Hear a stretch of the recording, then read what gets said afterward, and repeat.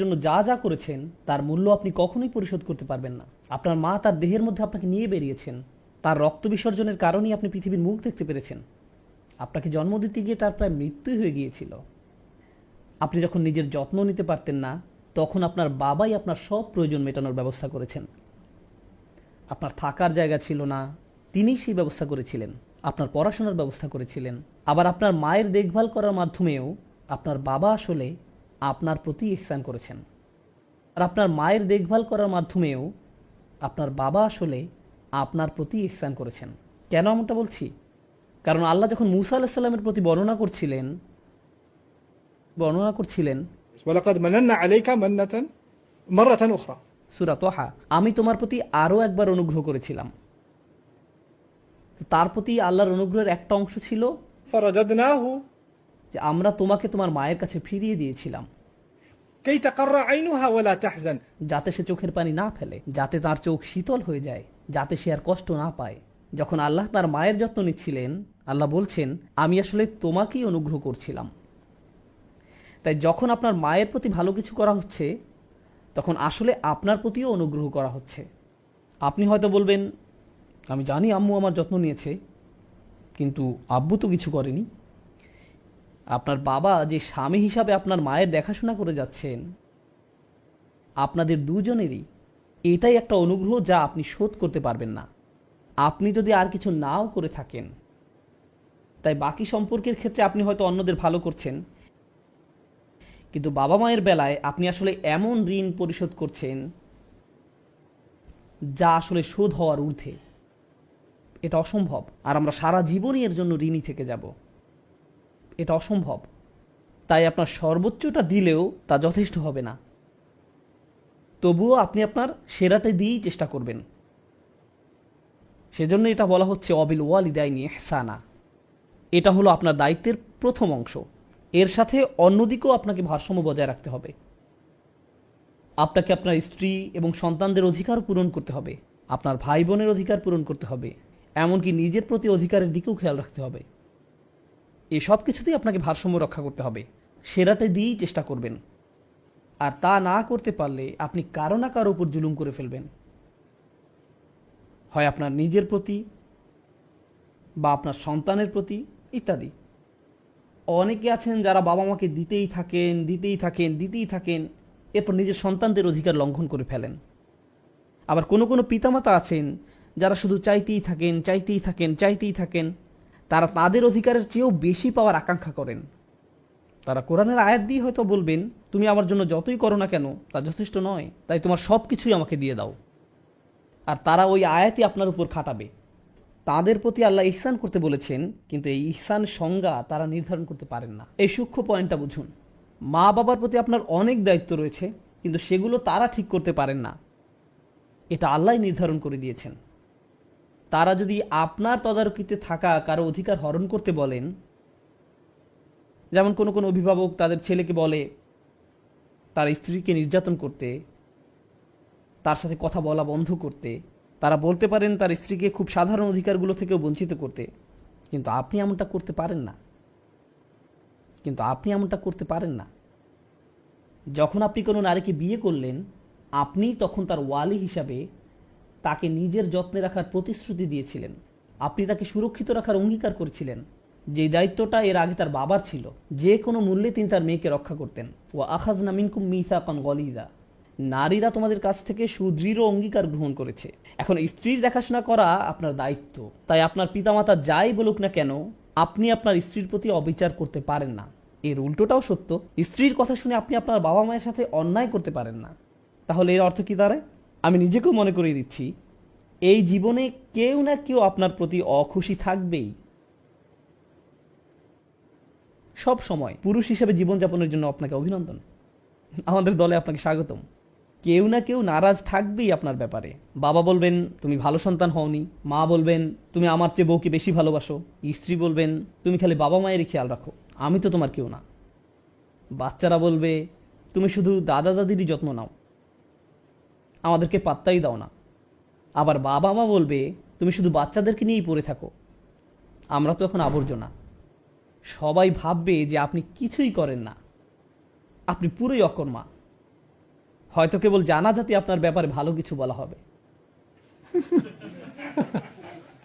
ও অনেক ভালো মানুষ ছিল, ভালো মানুষ ছিল। কোনো কোনো অভিভাবক দেখবেন সন্তান বেঁচে থাকা অবস্থায় ভালো কিছু বলবে না, কিন্তু মারা গেলে বলবে আমার ছেলেটা খুবই ভালো ছিল, অনেক যত্ন নিত আমাদের। তো পুরুষ হিসাবে আপনি এটা মনে রাখবেন, এমন জীবন আশা করবেন না যেখানে কেবলই আপনার প্রশংসা করা হবে।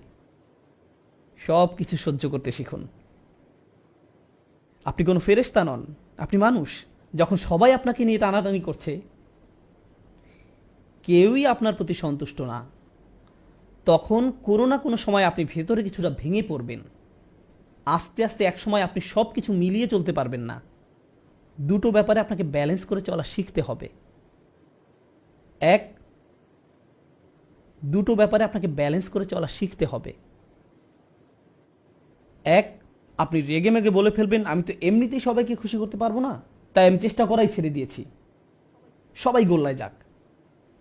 আবার অন্যদিকে হতে পারে আপনি সবাইকে খুশি রাখতে গিয়ে নিজের অবস্থাই খারাপ করে ফেললেন।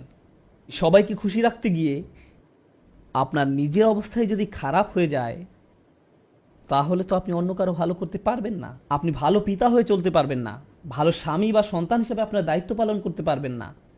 নিজেকে হারিয়ে ফেললে অন্য কিছুই আর করতে পারবেন না। অনেক সময় সম্পর্কগুলো ধরে রাখার সময় আমরা পুরুষরা অবমাননা করে ফেলি। হয়তো আমরা অন্যদের অধিকারগুলো দিচ্ছি না, আবার মাঝে মাঝে যারা আমাদের উপর নির্ভরশীল তারাই আমাদের সম্পর্কের অবমাননা করে বসে, তারা আমাদের সাথে অন্যায় করে ফেলে। নিজের অধিকারের ক্ষেত্রে আপনাকেই সেই দাগটা টানতে হবে, নিজ থেকেই সেই অধিকারগুলো চাইতে হবে। একই সাথে খেয়াল রাখতে হবে যেন আপনি অন্যের উপর জুলুম না করেন। আমরা এমন সমাজে বাস করছি যেখানে ধরে নেওয়া হয় কোনো খারাপ কিছু ঘটলে তার জন্য পুরুষই দায়ী। সবসময় পুরুষই দায়ী না। কোরআনের বর্ণনায় অনেক বিশৃঙ্খলার কারণ পুরুষ, আবার অনেক ক্ষেত্রে নারী। মানুষেরাই বিশৃঙ্খলাকারী। মানুষের মাঝেই লোভ আছে, সে বেশি পেতে চায়, সে কখনো সন্তুষ্ট হয় না। আর আপনি যেসব সম্পর্কের মাঝে যুক্ত তাতে সকলেই সবসময় আপনার কাছ থেকে বেশি পেতে চায়। আপনাকেই সেই সীমারেখা টানতে হবে। আর ঘুমোতে যাওয়ার সময় আপনি যেন বলতে পারেন আমি সবার সাথে ইনসাফ করে চলেছি, আমি আমার স্ত্রী সন্তানদের কম দেইনি, আমি আমার কর্মক্ষেত্রে ঠিক থেকেছি, আমি আমার বাবা মায়ের অধিকার লঙ্ঘন করিনি। আর আপনার বাবা মাকে বাস্তবিকভাবে বুঝিয়ে বলতে হবে যে আপনি আপনার সর্বোচ্চ চেষ্টাটা করেছেন।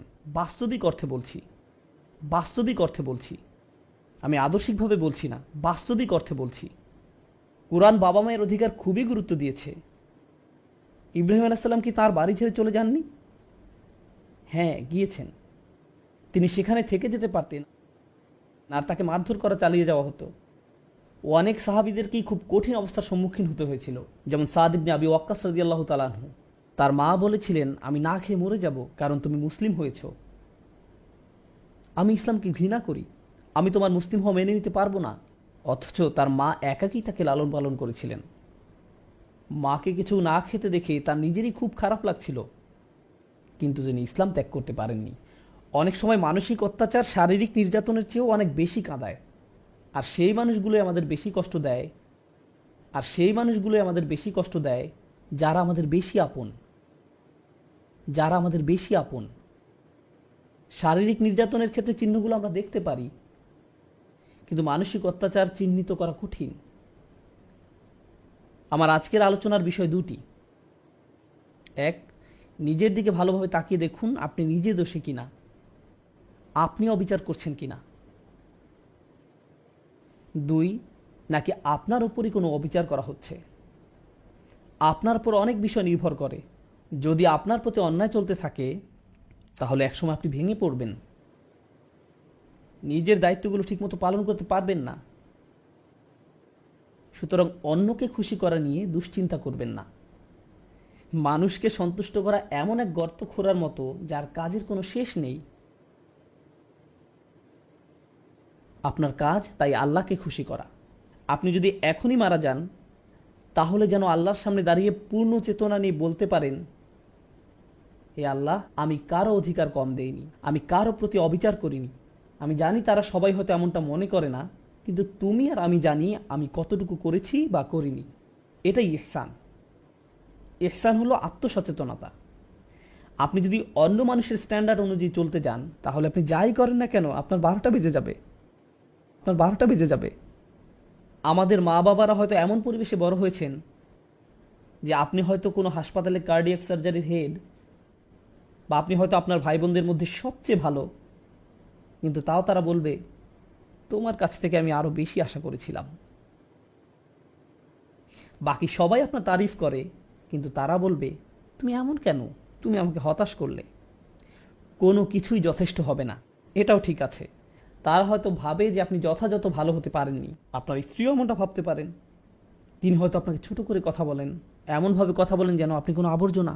সন্তানেরা হয়তো আপনাকে কষ্ট দেয়, আমি জানি না, কিন্তু একটা কথা মনে রাখবেন, আল্লাহর সাথে আপনাকে সৎ থাকতে হবে। আপনি যাতে বলতে পারেন আমি আমার দায়িত্ব ঠিকমতো পূরণ করেছি, আমি কারোর সাথে অন্যায় করিনি। এটাই হলো ও আবুদুল্লাহ ওয়ালা তুশরিকু বিহি শাইআন ওয়া বিল ওয়ালিদাইনি ইহসানা। এটুক ঠিক করে চলাই একটা বড় কাজ। এরপর তারা যাই বলুক সেই ভার আল্লাহর কাছে, সেটা আল্লাহ আপনার উপর চাপিয়ে দেননি। এরপর আসে নিকটাত্মীয়দের কথা, তাদের দিকেও খেয়াল রাখতে হবে। প্রতিবেশীর অধিকার, তাদের দিকে খেয়াল রাখতে হবে। প্রতিবেশীর অধিকার, নিকটাত্মীয়দের কথা, তাদের দিকেও খেয়াল রাখতে হবে। অনেক আলেমরা বলেন আপনার বন্ধুরাও এই আওতায় পড়ে, বিশেষ করে যেসব বন্ধু আপনার বাসার কাছে থাকে, তাদের কিছু প্রয়োজন কিনা সেদিকে খেয়াল রাখা। আপনি যত বেশি অন্য মানুষের দিকে খেয়াল রাখবেন, আল্লাহ তত বেশি আপনার যত্ন নেবেন। এদিক থেকে ভাবলে এটা আসলে নিজের দিকেই খেয়াল রাখা। আপনি যদি নিজ থেকে এগিয়ে অন্যের খবর নেন, তাদের সাহায্য করেন, আল্লাহ তাহলে আপনাকে অনেক সমস্যা মিটিয়ে দেবেন। এমনকি যাতায়াতের ক্ষেত্রেও, আপনি হয়তো ট্রেনে, প্লেনে বা বাসে কোথাও যাচ্ছেন, আর আপনার পাশে একজন বসে আছেন, হয়তো কোনো ডাক্তারের অফিস বা এয়ারপোর্টের লবিতে কারোর সাথে বসে আছেন, তাদের প্রতি ইহসান দেখান, সুন্দর ব্যবহার করুন। ইহসানের আয়াতটা আসলেই এত চমৎকার। আপনি যদি হাইওয়েতে যাতায়াত করেন, তাহলে আপনার পাশে চলা গাড়ির চালক আপনার প্রতিবেশীর মতো, তাহলে আপনার পাশে চলা গাড়ির চালক আপনার প্রতিবেশীর মতো। তাই যদি তাকে কোনো ইঙ্গিত না দিয়ে হুট করে মোড় ঘুরিয়ে নেন, তাহলে সেটাও আয়াতটির অবমাননা হবে। আপনি তার প্রতি ইহসান করলেন না, তাকে বিচ্ছিন্ন করে দিলেন। যেমন কেউ গাড়ি পার্ক করতে যাচ্ছে আর আপনি মাঝখান দিয়ে, কারণ আপনার হয়তো জুমার নামাজ ধরতে হবে, কিন্তু এতে করে আপনি আপনার প্রতিবেশীর প্রতি ইহসান নষ্ট করলেন। ইহসান হলো তার প্রতি দয়া দেখানো, ভালো ব্যবহার করা। তো এই ভালো ব্যবহার দেখানোটা পরিবারের মধ্য থেকে শুরু হয়ে বাইরের দিকে বিস্তার করবে। এই আয়াতের ব্যাপারে এটা বলে আমি শেষ করতে চাই, প্রথমত আল্লাহর সাথে ন্যূনতম একটা সম্পর্ক ধরে রাখা, এরপর আসে আপনার মা বাবা, তারপর নিকটাত্মীয় আর প্রতিবেশীদের অধিকার। এটা আসলে কি বোঝায়? আপনার হৃদয়ের সাথে যেই সম্পর্কটা সবচেয়ে বেশি জড়িত, সেটার গুরুত্ব সবার আগে, এরপর বাকি মানব সম্পর্কগুলো, যার মধ্যে প্রথমে আসে আপনার মা বাবা, তারপর নিকটাত্মীয়, স্ত্রী সন্তান, এরা সবাই এর অন্তর্ভুক্ত। এরপর এটা বাইরের দিকে আরও বিস্তৃত হবে। কিন্তু দুর্ভাগ্যজনকভাবে এর উল্টোটাও দেখা যায়। সমাজে আপনি কাউকে দেখতে পান যিনি অনেক ভালো, অন্যদের সাথে ভালো আচরণ করেন, সালাম বিনিময় করেন, খুবই ভালো লোক, কিন্তু যখন তিনি বাসার দরজা লাগান, তারপর তিনি ফেরাউনের মতো হয়ে যান। আপনি তাকে চিনতেই পারবেন না। ওনার কি হলো? তার কণ্ঠ বদলে যায়, মেজাজ নষ্ট হয়ে যায়, মনে হয় তিনি যেন অন্য কেউ। আল্লাহ আমাদের এই সম্পর্কের সিরিয়ালটা দিলেন, কারণ বাইরের সবার সাথে ভালো ব্যবহার করে কোনো লাভ নেই যদি আপনি মা বাবার সাথে ভালো ব্যবহার না করেন, কিংবা আপনার স্ত্রী বা সন্তানদের সাথে ভালো ব্যবহার না করেন। প্রথমে যদি এটাই না করতে পারেন, তাহলে বাইরে যা দেখান তার পুরোটাই আপনার মিথ্যা, এর কোনো মূল্য থাকবে না। এজন্য এই আয়াতটা নিয়ে বাস্তবতার প্রেক্ষিতে কথা বলতে চেয়েছিলাম। আমি বুঝি যে পুরুষরা অনেক চাপের মধ্যে থাকেন, কিন্তু যদি আপনার দায়িত্বগুলো ভালোভাবে পালন করে যেতে চান, তাহলে অবশ্যই আপনার নিজের প্রাথমিক অধিকারগুলো নিশ্চিত করতে হবে, কারণ এটা একজন মানুষের চাহিদাও বটে। যেমন যদি আপনার সন্তান আপনাকে সম্মান না করে, ন্যূনতম সম্মানটাও না দেখায়, আপনাকে সালামও না দেয়, এটা আপনার ভিতরে চিবিয়ে খাবে। আপনি কষ্ট পাবেন, আপনি বুঝতে পারবেন না এটা আপনার অন্যান্য কাজে, অন্যদের সাথে কিভাবে কথা বলছেন তাতেও প্রভাব ফেলছে, মানসিক এবং আধ্যাত্মিকভাবেও প্রভাবিত করবে। তাই এই সম্পর্কগুলোর যত্ন নিন, অন্যের প্রতি দায়িত্ব পালনের দিকে খেয়াল রাখুন, তার পাশাপাশি নিজের অধিকারগুলোও চাইতে শিখুন, কিন্তু সতর্ক থাকবেন যেন কোনো ক্ষেত্রে সীমালঙ্ঘন না হয়ে যায়। আল্লাহ যেন আমাদেরকে ভারসাম্যপূর্ণ মানুষ বানিয়ে দেন। বারাকাল্লাহু লি ওয়া লাকুম। আসসালামু আলাইকুম ওয়া রাহমাতুল্লাহ। শেয়ার করা সূরাটি হলো সূরাতুল আরাফ। সূরাতুল আরাফের শুরুর দিকে আল্লাহ আযজা ওয়া জাল্লা আদম আলাইহিস সালামের ঘটনা তুলে ধরেন। এই ঘটনার কিছু কিছু বিবরণ কোরআনের বেশ কয়েক জায়গায় পাওয়া যায়, সর্বমোট 7 জায়গায়। প্রতিবার ঘটনার নতুন কিছু দিক তুলে ধরা হয়েছে। সুতরাং এটা ঘটনার পুনরাবৃত্তি নয়, বরং একই ঘটনার ভিন্ন ভিন্ন দৃষ্টিভঙ্গি। তাই সূরাতুল আরাফে ঘটনাটির নির্দিষ্ট একটি দৃষ্টিভঙ্গি বর্ণনা করা হয়েছে। এখান থেকে যে শিক্ষা আমরা লাভ করব তা একেবারেই অনন্য। এই শিক্ষা বাকারায় পাবেন না, পরের দিকের সূরা সফফাত বা অন্য কোনো সূরায় পাবেন না। এটা কোরআন অধ্যয়নের মূলনীতির অংশ। হয়তো কেউ বলতে পারেন, আমি তো নবীদের ঘটনা জানি, আমি ইতিমধ্যে আদম আলাইহিসসালামের ঘটনা জানি বা মূসা আলাইহিসসালামের ঘটনা প্রভৃতি জানি। প্রকৃতপক্ষে প্রতিবার আল্লাহ যখন কোনো ঘটনা বর্ণনা করেন, তিনি আসলে আপনাকে ভিন্ন ভিন্ন কিছু পাঠ শিক্ষা দিচ্ছেন এবং পৃথক পৃথক প্রজ্ঞা শিক্ষা দিচ্ছেন। আজকে আপনাদের জন্য সে প্রজ্ঞাগুলোর একটির উপর গুরুত্ব দেব, আর তা হল শুরু থেকে আল্লাহ কিভাবে মানবজাতির সৃষ্টি নিয়ে কথা বলেছেন। খুতবার শুরুতে আমি আয়াতটি তেলাওয়াত করেছি। আল্লাহ আযজা ওয়া জাল্লা বলেন, ক্বাদ খালাকনাকুম, আমি তোমাদেরকে সৃষ্টি করেছি, সুম্মা সাওয়ারনাকুম, অধিকন্তু আমি শুধু তোমাদের সৃষ্টি করিনি, আমি তোমাদের রূপও দান করেছি। আকাশসমূহ এবং পৃথিবী সৃষ্টি করেছেন, আল্লাহ পর্বত সৃষ্টি করেছেন, আল্লাহ সৃষ্টি করেছেন অনিন্দ সুন্দর ঝর্ণাধারা, আল্লাহ সৃষ্টি করেছেন সম্প্রসারিত মহাবিশ্ব, আল্লাহ সৃষ্টি করেছেন ঝিকমিক করা তুষার কণা, বরফ কণা। আল্লাহর সৃষ্টি সবকিছুতেই আছে মন করা সৌন্দর্য। আল্লাহ স্বাভাবিক বর্ণনা ভঙ্গির বাহিরে গিয়ে কোনো কিছুর সৌন্দর্য বর্ণনা করেন না, শুধু এটা বলেন যে তিনি অমুক জিনিস সৃষ্টি করেছেন। কিন্তু যখন আমাদের কথা আসে, তিনি বলেন তিনি শুধু আমাদের সৃষ্টি করেননি, অধিকন্তু তিনি আমাদের রূপ দান করেছেন। আমাদেরকে তিনি শৈল্পিক নিপুণতায় তৈরি করেছেন। রূপ দান করার ব্যাপারটা হলো আরবি ভাষায় তাসভির, অর্থ হলো ছবি। আরবিতে অবশ্য এর জন্য ব্যবহৃত শব্দ হলো সূরা, কিন্তু তাসভির মানে শৈল্পিক সৌন্দর্য দিয়ে কোনো কিছু রূপ দান করা। এখানে যে ব্যাপারটা বোঝানো হচ্ছে, এটা করা হয়েছে এক ধরনের শৈল্পিক চেতনা থেকে, প্রয়োজন থেকে করা হয়নি। যদি প্রয়োজন থেকে কিছু তৈরি করতে হতো, বাল খালাকতাহু, কিন্তু কোনো কিছু তৈরি করার পর যদি আপনি একে সাজাতে চান, নিখুঁত করতে চান, তখন পরবর্তী পদক্ষেপ নিয়ে আপনি এর তাসভির করেন, আপনি এর সুন্দর রূপ দান করেন। আল্লাহ আযজা ওয়া জাল্লা বর্ণনা করেন মানুষকে সুন্দর আকৃতি দান করা হয়েছে। কুরআনের অন্য স্থানে আল্লাহ এর মূল শব্দ হুসন ব্যবহার করেছেন। অতএব আল্লাহ আযজা ওয়া জাল্লা বলেন, লাকাদ খালাকনাল ইনসানা ফি আহসানি তাকওয়িম, সূরা ৩ এর বিখ্যাত আয়াত। অবশ্যই আমি মানুষকে সৃষ্টি করেছি সর্বোত্তম গঠনে, সুন্দরতম আকার আকৃতি দিয়ে। আল্লাহ আযজা ওয়া জাল্লা বলেন সূরা মুমিনে, খালাকাকুম ফা আহসানা সুওয়ারাকুম সাওয়ারাকুম ফা আহসানা সুওয়ারাকুম, আর তিনি তোমাদেরকে আকৃতি দিয়েছেন, অতঃপর তোমাদের আকৃতিকে সুন্দর করেছেন। তিনি এখানে পরবর্তী পদক্ষেপের কথা বলছেন, যা নিজেই সুন্দর। তিনি এর সাথে আরেক ধাপ সৌন্দর্য যোগ করলেন, কারণ আল্লাহ আযজা ওয়া জাল্লা কোরআনে বিশেষ মনোযোগ আকর্ষণ করেছেন মানুষের সৌন্দর্য এবং আকর্ষণীয়তার প্রতি। মানুষ আকর্ষণীয় এক সৃষ্টি, মানুষ আল্লাহর অনিন্দ সুন্দর এক সৃষ্টি, আর এটি মানব জাতির জন্য খুবই শক্তিশালী একটি দিক। বস্তুত আজকের বিশ্বে মানুষের সৌন্দর্যকে ঘিরে যে ইন্ডাস্ট্রি গড়ে উঠেছে, তার সবচেয়ে বেশি লাভজনক ইন্ডাস্ট্রির মাঝে অন্যতম। কসমেটিক ইন্ডাস্ট্রি থেকে শুরু করে ফ্যাশন ইন্ডাস্ট্রি, পোশাক শিল্প, ফিল্ম ইন্ডাস্ট্রি, সব কিছুতে সৌন্দর্যকে পুঁজি করে তারা ব্যবসা করে। কিসের ভিত্তিতে তারা অভিনেতা, অভিনেত্রী, মডেল ইত্যাদি নির্বাচন করে। এমনকি কিছু কিছু নোংরা শিল্পেও তারা এই ধারণাকে কাজে লাগায় যে মানুষ সহজাতভাবে সুন্দর এবং নিজেরা অন্য মানুষের সৌন্দর্যের প্রতি আকর্ষিত। তারা এটাকে পুঁজি করে ব্যবসা করে এবং অগণিত টাকা পয়সা উপার্জন করে। অতএব এটি খুবই শক্তিশালী একটা জিনিস, যা আল্লাহ মানবজাতিকে দিয়ে অলঙ্কৃত করেছেন, নারী পুরুষ সবাইকে দিয়েছেন। এখন এটা বলার পর আমি আপনাদেরকে বলেছিলাম এই খুতবা আদম আলাইহিস সালামের ঘটনা নিয়ে। আমি মনে করি এখানে উপবিষ্ট সবাই ঘটনাটি জানেন, বা অন্তত এই ঘটনার কিছুটা বিস্তারিত বিবরণ আপনাদের সবার জানা আছে। জান্নাতে আমাদের পিতামাতাকে একমাত্র যে নির্দেশটি প্রদান করা হয়েছিল, এই গাছের নিকটেও যেও না, লা তাকরাবু হাযিহিশ শাজারা, তোমরা দুজনে এই গাছ থেকে দূরে থাকো। এটাই ছিল একমাত্র নির্দেশ। যদি কোরআনের টেক্সট ভালোভাবে খেয়াল না করেন, তাহলে আপনার মনে হবে শয়তানের লক্ষ্য ছিল আমাদের পিতামাতাকে ওই গাছের ফল আহার করানো, আমাদের পিতামাতাকে ওই গাছের ফল আহার করানো। এটাই ছিল তার লক্ষ্য। আল্লাহ আযজা ওয়া জাল্লা এটাকে শয়তানের লক্ষ্য হিসেবে বর্ণনা করেননি।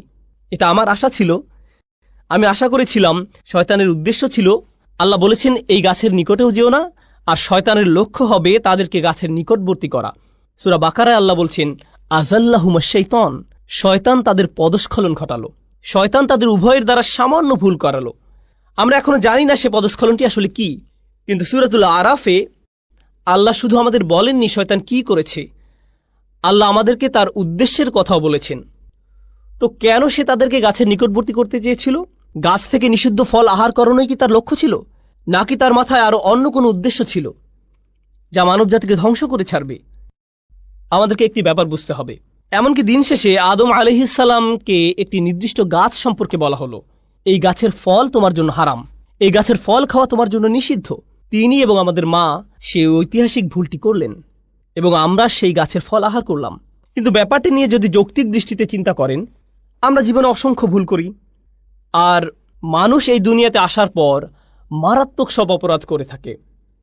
মানুষ খুন করে, ধর্ষণ করে, লুটতরাজ চালায়, ডাকাতি করে, চুরি করে, অন্য দেশে আক্রমণ চালায়, অন্য মানুষের সম্পদ দখল করে নেয়, অন্যদের প্রাপ্য অধিকার থেকে বঞ্চিত করে। এখন যদি এই সমস্ত অপরাধকে একটি গাছের ফল খাওয়ার অপরাধের সাথে তুলনা করেন, এটাকে তেমন কোনো বড় অপরাধ বলে মনে হবে না। এমনকি কোরআনেও আল্লাহ বলছেন, আযাল্লাহুমা, সে তাদের পদস্খলন ঘটালো, সে তাদের দ্বারা সামান্য ভুল করালো। আপনার মনে হতে পারে এটা তো মানবজাতির ইতিহাসের সবচেয়ে বড় ভুল, আর আল্লাহ আজ্জা ওয়া জাল্লা এর মাত্রা কমিয়ে একে সামান্য ভুল বলে আখ্যায়িত করলেন। কিন্তু শয়তান এখানে শুধু ফল খাওয়ার চেয়েও বড় কিছু দেখল, শুধু গাছের নিকটবর্তী হওয়ার চেয়েও সে এখানে বড় কিছু দেখল। তার ছিল খুব নির্দিষ্ট একটি উদ্দেশ্য। এই ব্যাপারটার উপরেই আজকে গুরুত্ব দিতে চাই। আমার খুতবার প্রথম অংশ এই অংশের সাথে সম্পর্কহীন মনে হতে পারে। প্রথম অংশে আমি বলেছি আল্লাহ মানুষকে খুব সুন্দর অবয়বে সৃষ্টি করেছেন, আকর্ষণীয় করে তৈরি করেছেন। এখন শুনুন আল্লাহ আজ্জা ওয়া জাল্লা শয়তানের মনের ভেতর থেকে কি বর্ণনা করছেন। ফাওয়াসওয়াসা লাহুমাশ শাইতান, শয়তান অবিরত তাদের কুমন্ত্রণা দিল এবং দূরে সরে গেল।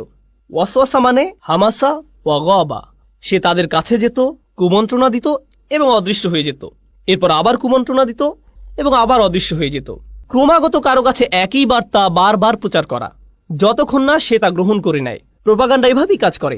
আপনাদের কি মনে হয় কেন তারা একই অ্যাড বারবার প্রচার করে, যেন আপনার তা একেবারে মুখস্থ হয়ে যায়? যদি ওয়াসওয়াসা বারবার দেয়া না হয় তবে এটি আপনার চিন্তার অংশ হবে না।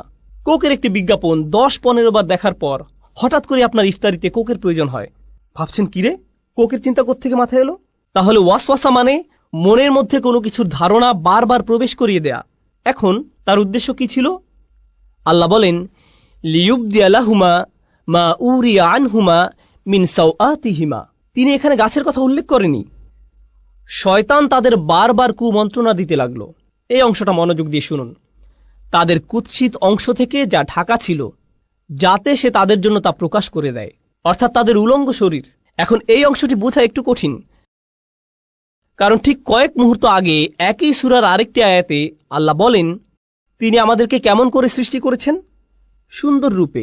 এখন আল্লাহ বলছেন শয়তান চেয়েছিল আমাদের পিতামাতা যেন কুৎসিত রূপে একে অপরের নিকট প্রকাশিত হয়ে পড়ে, অর্থাৎ উলঙ্গ অবস্থায়।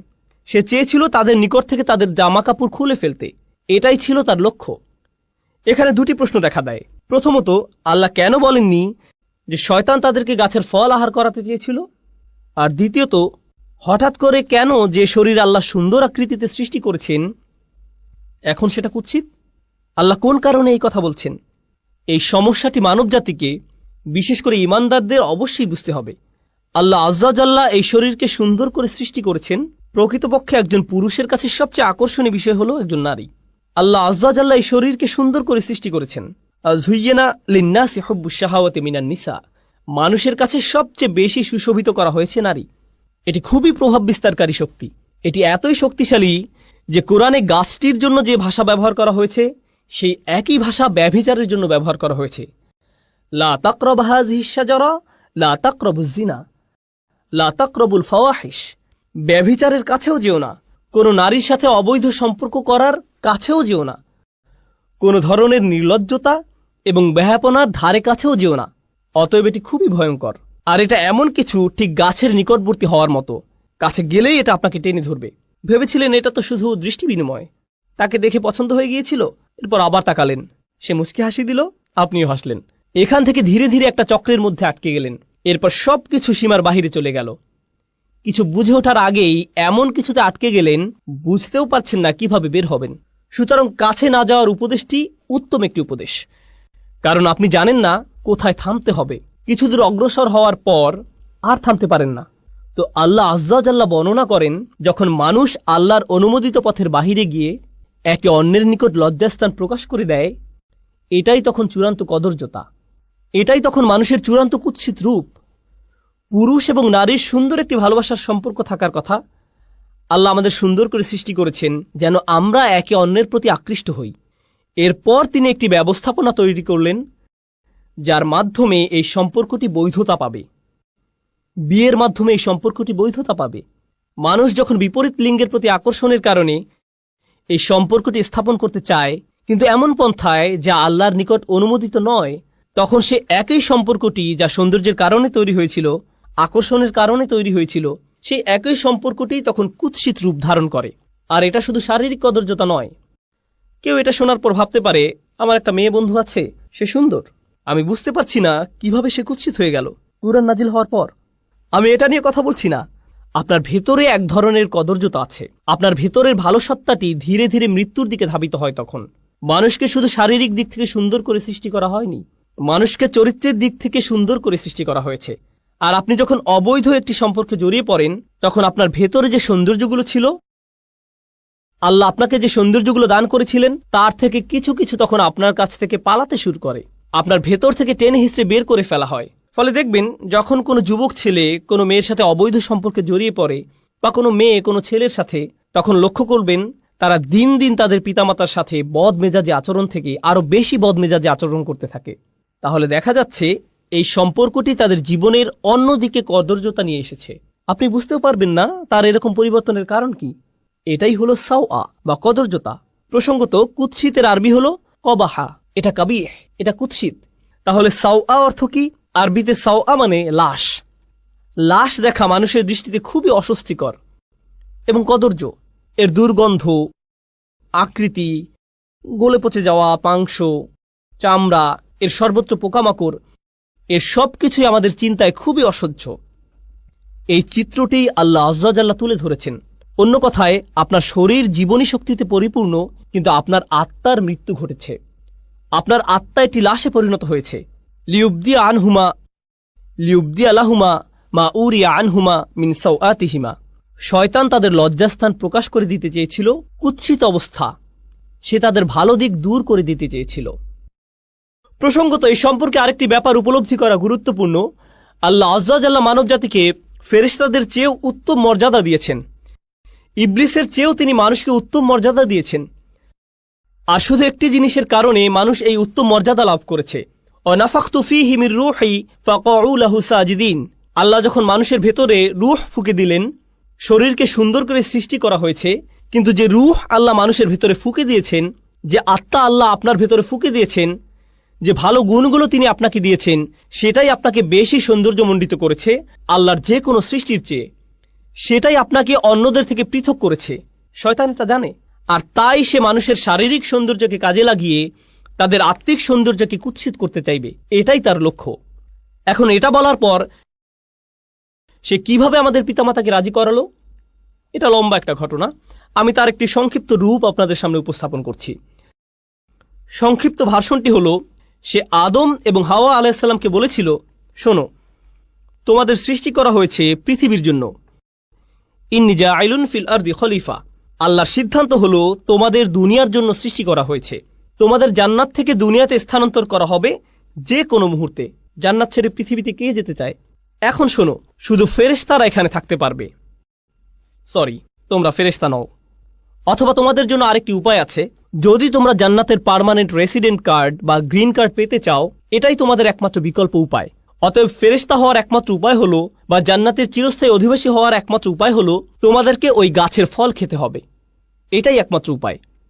তো সে বলল, আনতাকুনা মালাকাইনি আও তাকুনা মিনাল খালিদিন। এই গাছ থেকে আহার করো, হয় তোমরা ফেরেশতা হয়ে যাবে, নতুবা জান্নাতের চিরস্থায়ী অধিবাসী হয়ে যাবে। এজন্যই আমাদের পিতামাতা ভুলটি করেছিলেন। এখন এই ভুল করার পর কি ঘটল? আল্লাহ বর্ণনা করছেন, ফাদাল্লাহুমা বিগুরুর। এই আয়াতটি ভালোভাবে বোঝা খুবই গুরুত্বপূর্ণ। তিনি বলেন, সে তাদের পদস্খলিত করল ধীরে ধীরে। দাল্লাহুমা, আরবি শব্দ দাল্লা এসেছে দালউন থেকে, যার অর্থ বালতি। আগের দিনে বালতি ব্যবহার করা হতো কূপ থেকে পানি তোলার কাজে। একটি বালতি দড়ি দিয়ে বেঁধে কূপের ভিতরে ফেলতো, তারপর টেনে টেনে তুলতো। এর নাম হলো আদলা দালওয়াহু। এর নাম হলো আদলা দালওয়াহু। বালতি কি সাথে সাথে উপরে উঠে আসে নাকি সময় লাগে? সময় লাগে।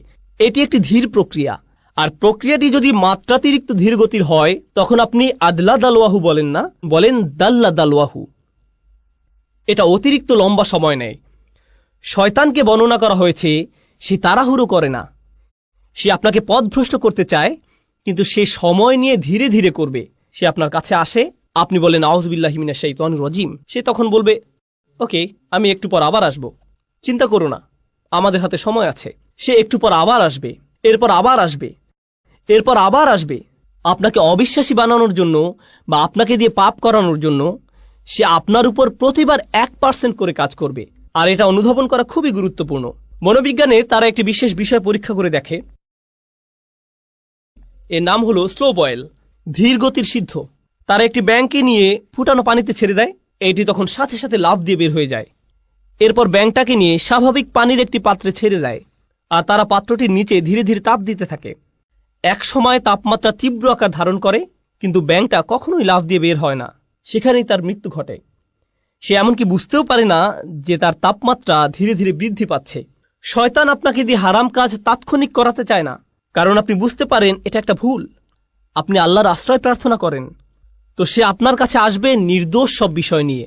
আপনি তখন ভাববেন, এতে আর কি সমস্যা, মানুষ এটাকে শুধু শুধু খারাপ মনে করে, কিন্তু আপনি বুঝতেও পারবেন না। এরপর সে আপনার কাছে এসে সামান্য একটু পদস্খলন ঘটাবে, আপনার আশেপাশের সবাই বলবে এটা করো না। আপনি তখন মুখ ঘুরে বলবেন, এটা কি হারাম? আমি এমন কি করেছি? আমি কি কাউকে খুন করেছি? কি ভুল করেছি আমি? শয়তান ঠিক এই কাজটাই করে। দাল্লাহুমা বিগুরুর। সে আমাদের পিতামাতার সাথেও সব ধরনের প্রতারণার মাধ্যমে এই পদ্ধতি অবলম্বন করেছিল। ব্যাপারটা ইন্টারেস্টিং যে আরবিতে গুরুর মানে প্রতারণা, আবার এর দ্বারা অহংকার বোঝায়। সে মানুষের অহমিকা জাগিয়ে দেয়। মানুষ যখন ছোটখাটো ভুল করে, আর কেউ সে ভুল ধরিয়ে দিলে বা স্মরণ করিয়ে দিলে, এটা স্বামী হোক বা স্ত্রী হোক, বাবা হোক বা মা হোক, কেউ ভুল ধরিয়ে দিলে সাথে সাথে সে মাগরুর হয়ে ওঠে, সাথে সাথে রাগান্বিত হয়ে ওঠে। না, কি বলছো তুমি? তুমি কে আমার ভুল ধরার? এভাবে তাদের ইগো ভালো হওয়ার পথ বন্ধ করে দেয়। যে সমস্যাটা শয়তানের নিজের ছিল, অহংকারের সমস্যা। যাই হোক, অনেক সময় ধরে চেষ্টা করার পর সে সফল হলো। সে আমাদের পিতামাতাকে মুহূর্তের মধ্যে গাছের কাছে নিয়ে যেতে পারেনি। সে তাদের কুমন্ত্রণা দিল, আর তারা সাথে সাথে বলে উঠল, ভালো বুদ্ধি, ঠিক আছে চলো। না না না, এতে অনেক লম্বা সময় লেগেছিল তারা সেখানে যাওয়ার পূর্বে। অবশেষে তারা তাদের আদি ভুলটি করে ফেলল। আল্লাহ আযজা ওয়া জাল্লা বলেন, বাদাত লাহুমা সাওআতুহুমা। তাদের উলঙ্গতা, তাদের কদর্যতা প্রকাশিত হয়ে পড়ল। এটা পরস্পরের নিকট প্রকাশিত হয়ে গেল। তাদের জামা কাপড় খুলে গেল। এই কাজের ফলস্বরূপ তাদের কাপড় খুলে গেল। এটি আসলে কোরআনের শক্তিশালী একটি দার্শনিক প্রতীকী শিক্ষা। আমরা শুধু এর ভাবকে আক্ষরিক অর্থে গ্রহণ করি না, কিন্তু এর ভেতরে রয়েছে বহু প্রজ্ঞা। যখন মানবজাতি হারামের পথ অবলম্বন করে, হোক সেটা হারাম খাদ্য, হারাম উপার্জন, হারাম আচরণ, যখন আমরা সিদ্ধান্ত গ্রহণ করি যে আমরা আল্লাহর বিধান অমান্য করব, যখন আল্লাহ বলেন অমুক কাজ থেকে দূরে থাকো, কিন্তু আপনি তার থেকে দূরে থাকেন না, তখন ধীরে ধীরে কিন্তু নিশ্চিত রূপে আপনি আপনার লজ্জাশীলতা হারিয়ে ফেলবেন। আপনি আপনার হায়া শরম হারিয়ে ফেলবেন। জিহ্বা দিয়ে নোংরা শব্দ বের হবে। এর উপর নিজের কোনো নিয়ন্ত্রণ থাকবে না। আপনি নির্লজ্জ হয়ে পড়বেন কথায়, নির্লজ্জ হয়ে পড়বেন দৃষ্টিতে, নির্লজ্জ হয়ে পড়বেন কাজের ক্ষেত্রে। এভাবে শুধু পতন হতে থাকবে। আর এই সব কিছুর শুরু হয়েছিল আপাত দৃষ্টিতে এর সাথে সম্পর্কহীন একটি ব্যাপার থেকে, আদম হাওয়ার ক্ষেত্রে একটি গাছের ফল খাওয়া থেকে। আর আমাদের ক্ষেত্রে যখন কোনো ব্যাপারে আমরা আল্লাহকে অমান্য করব, তার নিষিদ্ধকৃত বস্তুর নিকটে যাব, আমাদেরকে দেয়া আল্লাহর শ্রেষ্ঠ উপহার, আমাদের হায়া, আমাদের লজ্জা, আমাদের শালীনতা, আমাদের সংকোচের চেতনা চুরমার হয়ে যাবে। আমরা এর অযোগ্য হয়ে পড়ব। তারা যখন এই কাজ করলো, তাদের কাপড় খুলে গেল। ফলে তারা কি করলো? অতফিকা ইয়াখসিফানি আলাইহিমা মিন ওয়ারাকিল জান্নাহ। তারা সাথে সাথে জান্নাতের পাতা দিয়ে নিজেদের ঢাকতে শুরু করলো। তারা অপমানিত হলো এবং নিজেদের লজ্জা ঢাকতে লাগলো। আমরা এখান থেকে কি শিখছি? পরস্পরের সম্মুখে উলঙ্গ না হওয়াটা আদম সন্তানের প্রকৃতিতেই আছে। পোশাক পরিচ্ছদ পরে থাকা নিজেদের লজ্জা ঢেকে রাখা, এটা আদম সন্তানের সহজাত প্রকৃতিতে স্থাপন করে দেয়া হয়েছে। এজন্য মানবজাতির সকলে সহজাতভাবে নিজেদের ঢেকে রাখতে পছন্দ করে। বাচ্চা মেয়ে বা বাচ্চা ছেলে সামান্য বুদ্ধি হলেই 2 বছর বয়স, 3 বছর বয়স বা 4 বছর বয়স, খুবই ছোট, তাদের কোনোভাবেই এখনো বুদ্ধিমান সচেতন প্রাণী বলা যায় না। কিন্তু মা জামা পরানোর সময় বাবা যদি সামনে এসে যায়, তারা লজ্জিত হয়ে পড়ে, তারা কম্বলের নিচে লুকিয়ে পড়ে। আল্লাহ মানবজাতির ভেতরে প্রাকৃতিকভাবেই লজ্জার চেতনা স্থাপন করে দিয়েছেন। কিন্তু তখন কি হয়, যখন শয়তান কুমন্ত্রণার পর কুমন্ত্রণা দিতে থাকে, সে কুৎসিত সবকিছুকে মানুষের নিকট সুন্দর হিসেবে উপস্থাপন করে